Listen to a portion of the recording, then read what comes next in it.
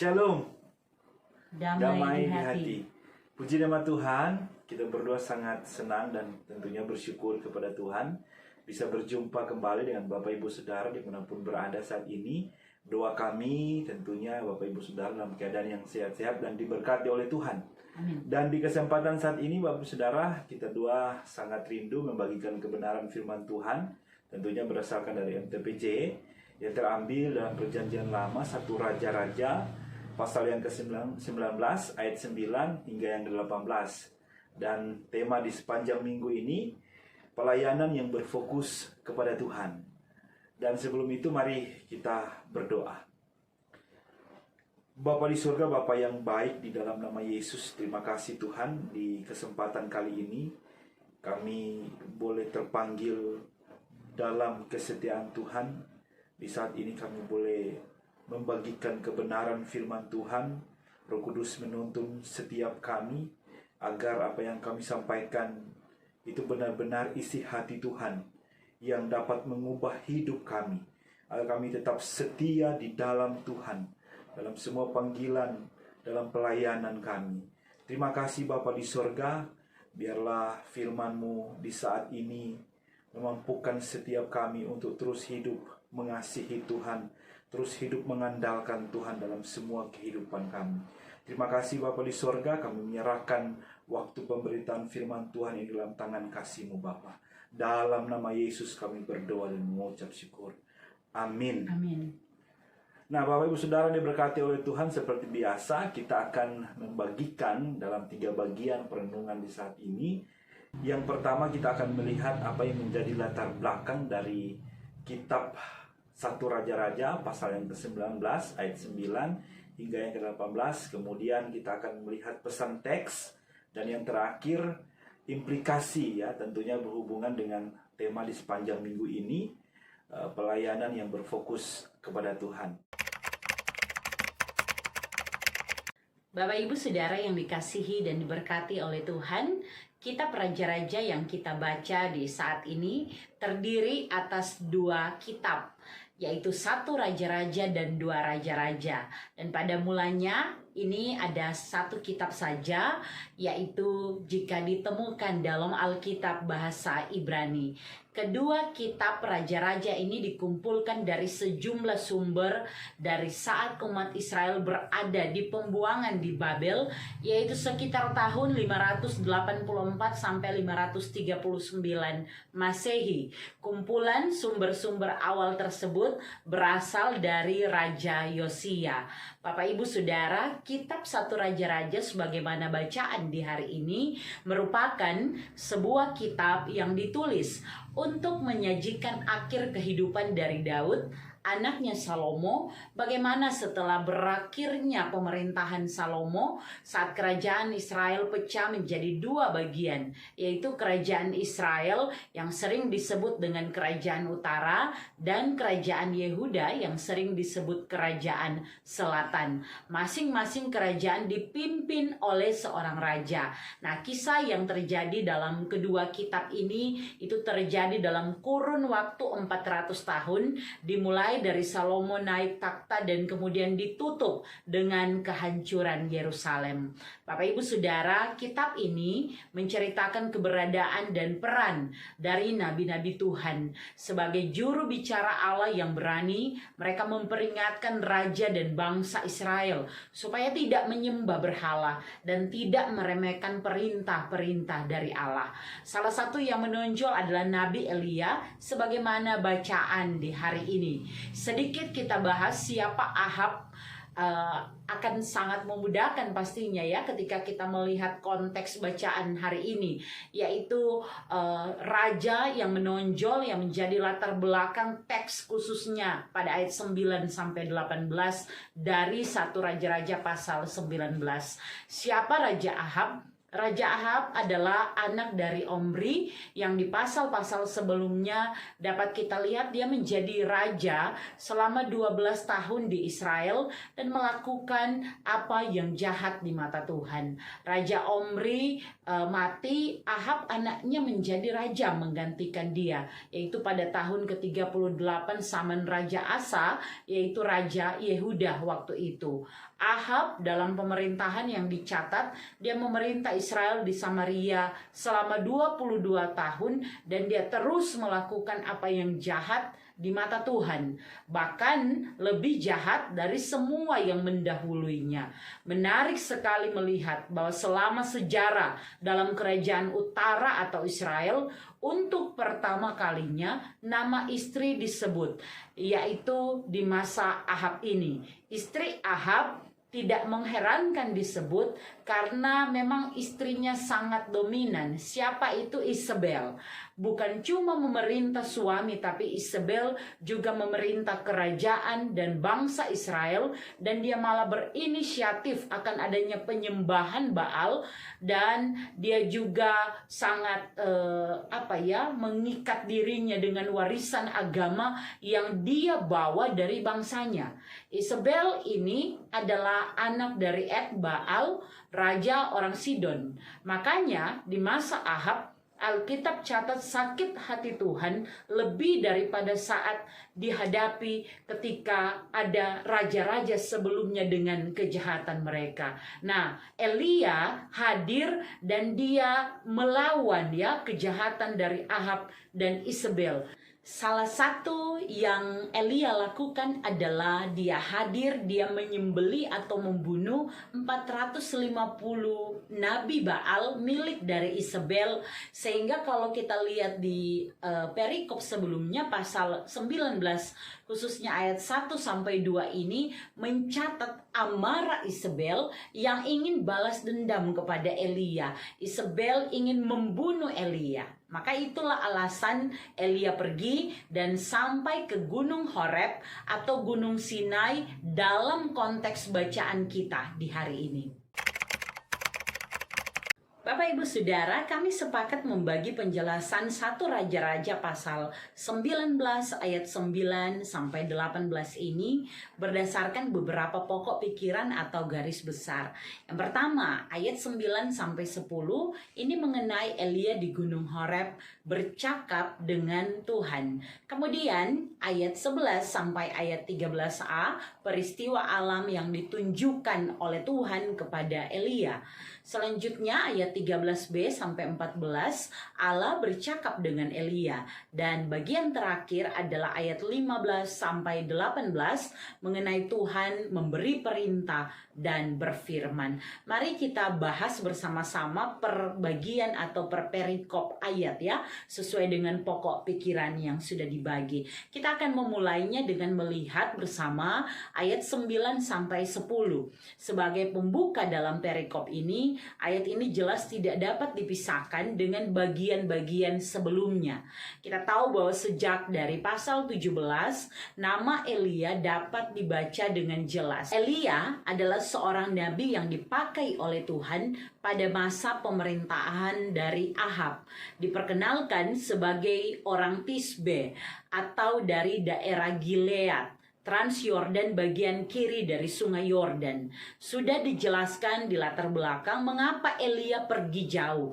Dia berjalan selama 40 hari 40 malam lamanya sampai dia tiba di Gunung Horeb atau Gunung Sinai, atau juga yang sering disebut sebagai Gunung Allah. Latar belakangnya sudah jelas, silakan untuk diputar kembali untuk mereview supaya kita bisa tahu alur ceritanya. Karena bagian ini dimulai dengan penjelasan bahwa di dalam gua di Gunung Horeb inilah Elia bermalam sampai kemudian Tuhan datang dengan berfirman kepadanya. Tuhan bertanya, "Apakah kerjamu di sini, hai Elia?" Nah, percakapan kemudian terjadi antara Allah dan Elia. Jawaban Elia adalah ungkapan dari isi hatinya. Ayat 10 menulis jawaban Elia.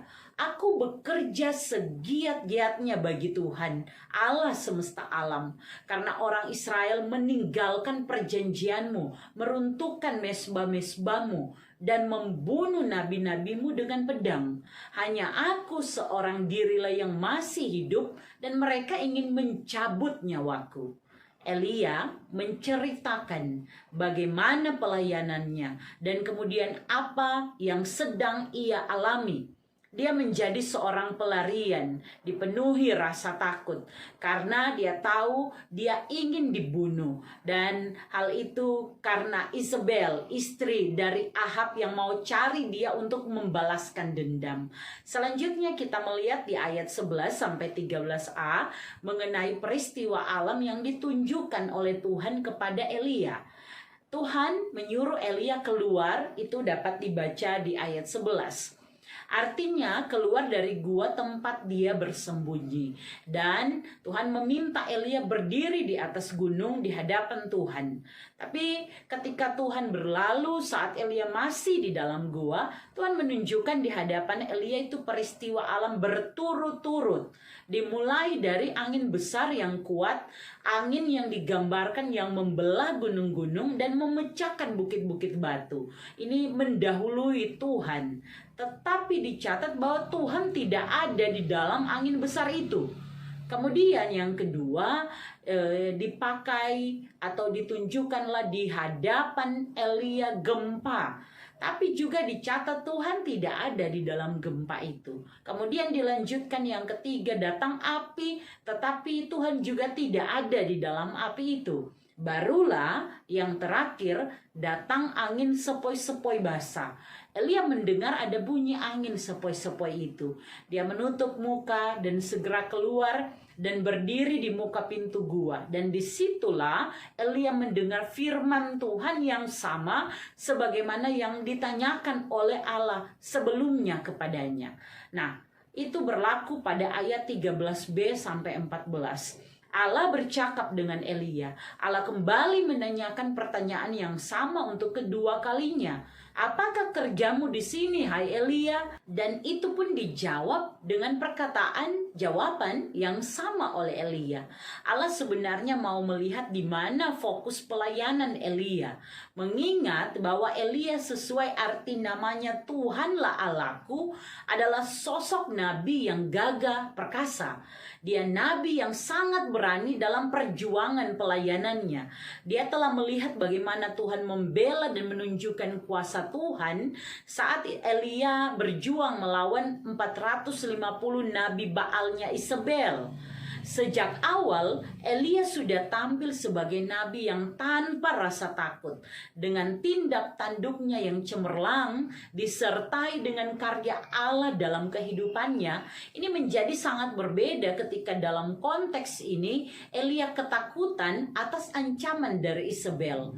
Itulah yang mau dia utarakan kepada Allah untuk kedua kalinya. Fokusnya menjadi nyawaku dalam bahaya ya Tuhan. Nah, Bapak Ibu Saudara, pada bagian yang terakhir kita melihat di ayat 15 sampai 18, ini menunjukkan bagaimana Tuhan memberi perintah dan berfirman. Ini menyangkut ketakutan yang diucapkan oleh Elia. Allah menyampaikan kemana seharusnya Elia dan apa yang seharusnya menjadi fokus dari Elia. Hal ini mengenai tugas pelayanan yang diperintahkan oleh Tuhan. Apa itu? Elia diminta untuk mengurapi Hazael sebagai raja Syria atau Aram. Kemudian mengurapi Yehu putra dari Nimsi sebagai raja Israel yang baru, dan juga di dalamnya mengangkat Elisa putra Safat dari Abel Mehola untuk menggantikan dirinya atau menggantikan Elia. Di sini kita melihat bersama ya Bapak Ibu Saudara bahwa Allah menunjukkan sebuah harapan regenerasi berikut. Ini dipersiapkan untuk menjaga keadaan umat dari berbagai kejahatan. Ini jelas di ayat 17 dapat kita baca, siapa saja musuh yang tersisa dari musuh Israel itu akan dibinasakan oleh Hazael. Kalaupun mereka terluput maka akan dibunuh oleh Yehu. Dan kalau juga masih luput, masih bertahan, maka biar Elisa yang bunuh mereka. Artinya apa? Artinya mereka bertiga yang disuruh oleh Tuhan untuk diurapi oleh Elia, ini akan dipersiapkan Tuhan untuk menunjukkan pembelaan Tuhan bagi Elia, tapi juga bagi umat yang masih percaya kepada Tuhan dan tidak menyentuh atau menyembah, mencium, ya, gambarannya nabi-nabi Baal atau para Baal yang dibuat oleh Isabel maupun Raja Ahab. Bapak Ibu Saudara yang dikasihi dan diberkati oleh Tuhan, kita melihat Elia mulai mengeluhkan karena dia seorang diri saja yang masih hidup, padahal kalau dilihat di sini bahwa ada perkataan bahwa ada kaum sisa, dan kalau dilihat itu ada 7.000 orang, dan Allah sendiri memberikan janji bahwa 7.000 orang benar ini akan dibiarkan Tuhan tinggal di Israel. Orang-orang yang benar, yang tidak ikut menyembah Baal sebagaimana buatan Isabel dan Ahab, mereka akan dibiarkan Tuhan untuk tinggal. Allah menunjukkan bahwa dia mendengar keluhan Elia dan mau memperhitungkan pelayanan Elia dengan harapan bahwa Elia kembali pada fokus pekerjaan pelayanan yang telah Allah tetapkan. Karena Allah yang sama yang telah menuntun perjalanan pelayanannya sejak dulu, sejak lama, akan tetap dapat bertindak sesuai dengan firman-Nya. Nah, bagian ini menjadi penghiburan bagi Elia bahwa Allah tidak akan membiarkan dosa merajalela, termasuk Ahab dan Isabel dengan kejahatannya. Adanya 7.000 orang kaum sisa menunjukkan bahwa Elia tidak sendirian. Dalam memelihara iman kepada Allah, Elia pun akan dikelilingi oleh orang-orang yang masih memilih taat dan percaya kepada Tuhan. Dan dalam pelayanan yang ia lakukan selama ini, semua ditunjukkan Tuhan bahwa itu tidaklah sia-sia. Bapak Ibu Saudara yang dikasihi dan diberkati oleh Tuhan, tema di sepanjang minggu ini adalah pelayanan yang berfokus kepada Tuhan. Ini melalui bacaan kita hari ini, 1 Raja-Raja pasal 19 ayat 9 sampai 18. Nah, Bapak Ibu Saudara, bicara pelayanan pasti kita berbicara tentang pekerjaan Tuhan. Maka saat dihubungkan dengan pelayanan, kita bicara juga tentang servis kita. Kita hamba dan dialah Tuhan Yesuslah sebagai Tuhan. Posisi kita adalah hamba atau doulos, dan yang menjadi Tuhan adalah Tuhan. Maka ketika berfokus kepada Tuhan berarti kita mau menaruh hati dan pikiran, bahkan menunjukkan apa yang sedang kita kerjakan ini adalah untuk Tuhan. Sekalipun dalam pelayanan selalu akan ditemui dinamika yang berbeda, ya. Nah, Bapak Ibu Saudara yang dikasihi dan diberkati oleh Tuhan Yesus, mari kita belajar. Yang pertama, mengoreksi diri kita dan apa yang selama ini kita lakukan. Apakah kita sudah menjadikan Tuhan yang utama? Apakah Tuhan adalah fokus pelayanan kita? Atau kita malah berfokus pada diri kita sendiri, agar orang boleh melihat saya dan saya saja, karena kita dan untung ada kita dalam pelayanan, ya. Selalu ungkapan-ungkapan yang keluar seperti itu. Ketika diperhadapkan dengan tugas pelayanan, mau pergi kunjungan, dapat apa di sana? Ada makanan apa di ibadah sebentar? Baku dapat ndak dengan dia yang ndak senang dengan kita? Bertumbuh ndak kita dengan modal ibadah seperti itu? Apa DP untung kalau kita mau ibadah sebentar? Nah, apakah kita hanya berfokus pada masalah sinergitas dan relasi antar sesama warga gereja, atau masalah moralitas pelayanan dari para pelayan maupun warga jemaat di tempat kita ada atau melayani? Ataukah pada sesuatu yang kita lihat dari sudut pandang untung atau rugi saja? Nah, Bapak Ibu Saudara, apakah kita sungguh-sungguh telah meletakkan fokus kita kepada Tuhan, sehingga kita selalu mau untuk menyenangkan Tuhan saja, baking Tuhan yang dimuliakan, membawa kabar baik bagi nama Tuhan? Saat kita fokus untuk melayani Tuhan, maka tidak akan pernah ada rasa untuk membanggakan diri sendiri, apalagi mau menyombongkan diri sebagai kita orang yang paling berperan dalam pertumbuhan jemaat, atau mungkin membela diri sebagai orang yang paling berlelah saat ada kerja bakti atau kegiatan gerejawi. Haus pujian, gila hormat, dan sikap fokus pada diri lainnya. Sekali lagi, fokus pada Tuhan, jangan lebih fokus pada diri sendiri. Sampai kalau baku dapat masalah langsung berpihak dan mengasihani diri sendiri. Kemudian yang kedua, belajar dari Elia yang gagah berani dalam menyatakan kebenaran. Namun jangan menjadi penakut sampai meragukan penyertaan Tuhan karena berfokus pada diri sendiri. Jangan mudah putus asa kalau karena melakukan kehendak Tuhan kita dibenci. Orang dendam pada orang ancam orang keselamatan mungkin, atau mungkin jangan juga ungkit kalau orang sobeking sesuatu dalam pelayanan, apalagi itu ungkit di hadapan Tuhan. Karena walau bagaimanapun itu tidak akan sebanding dengan banyak sekali Tuhan berkat dalam kehidupan kita. Tetaplah tulus hati, baking pelayanan yang terbaik. Tetap menjadi berkat sekalipun lingkungan pelayanan kadangkala tidak sesuai dengan doa dan harapan kita. Selalu ada maksud Tuhan, mengapa Tuhan mau kita ada dalam pelayanan kita di saat ini. Jangan pernah gagal fokus ya, tetap fokus pada rencana Tuhan. Selanjutnya yang ketiga, Tuhan membenci dosa. Pada waktunya Tuhan yang penuh kasih akan juga menunjukkan murkanya atas dosa. Tuhan tidak pernah membiarkan dosa merajalela. Mungkin sekali-sekali kelihatan menang, tetapi percayalah bahwa Tuhan hanya berpihak pada kebenaran. Pilihan kita hanya satu, yaitu tinggalkan dosa-dosa kita, even itu adalah dosa-dosa favorit. Karena itu hiduplah sesuai dengan maunya Tuhan dengan meninggalkan dosa.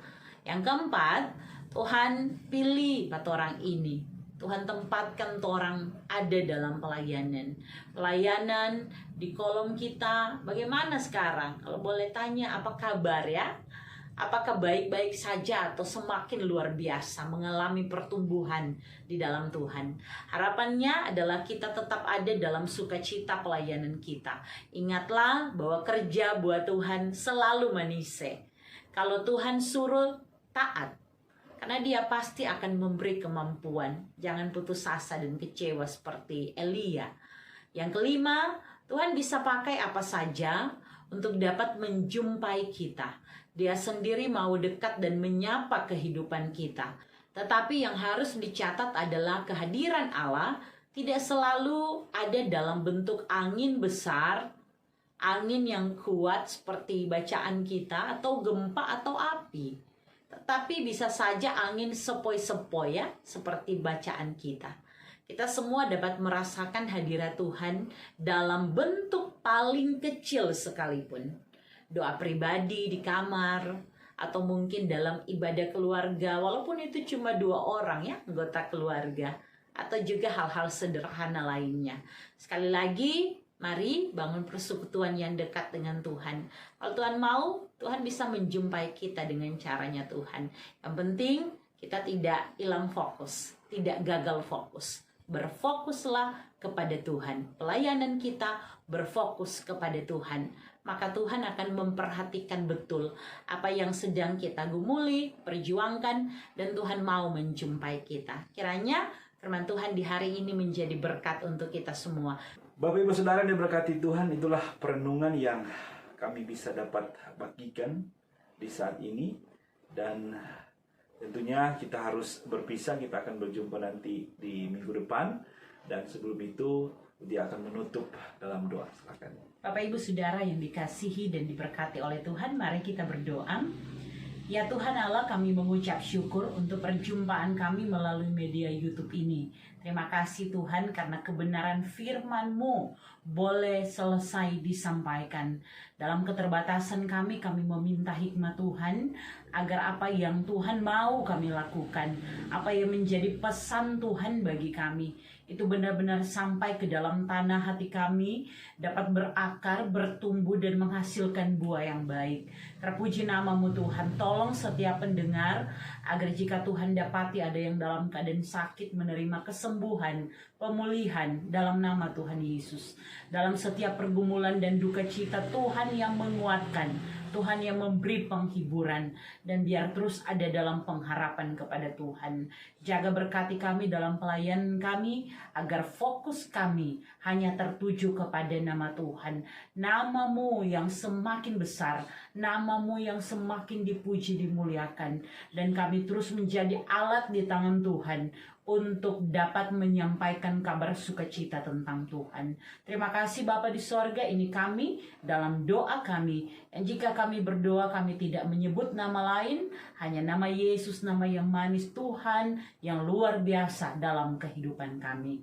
Amin. Nah, Bapak Ibu Saudara diberkati Tuhan, sampai jumpa. Tuhan Yesus memberkati.